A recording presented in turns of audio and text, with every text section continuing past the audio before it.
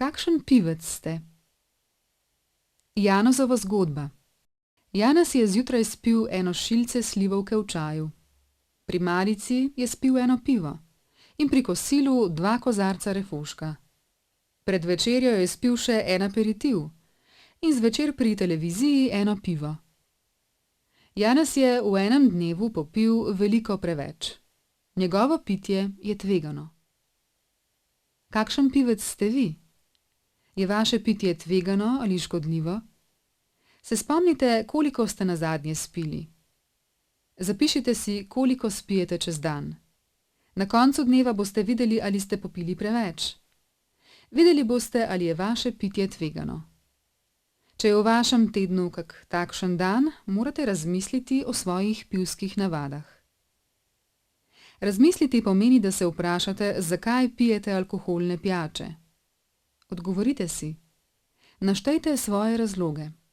Naprimer, pijem zato, da se počutim bolje. Pijem zato, da pomirim napetost. Pijem zato, ker mi ponudijo in ne morem reči ne. Pijem zato, ker mi je všeč okus pijače. Pijem zato, ker pijemo vsi v družbi. Pijem zato, da proslavim posebne dogodke. Pijem zato, da pozabim na skrbi in težave.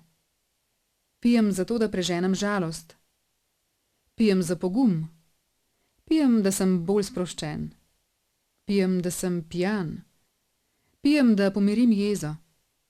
Pijem, ker nimam kaj drugega početi. Pijem iz navade. Pijem, da lažje zaspim. Pijem, da sem enak drugim, saj vsi pijejo. To so lahko razlogi za vaše pivske navade. Razlogi so lahko še drugi. Vaše pitje je lahko tvegano ali škodljivo. Lahko pa ste z alkoholom tudi zasvojeni. To pomeni, da ne morete nehati piti. Kako veste, ali ste zasvojeni? Preberite naslednje trditve. Če za vas držijo vsaj 3 trditve, potem ste zasvojeni z alkoholom. Vsak dan imam močno željo po pitju alkohola.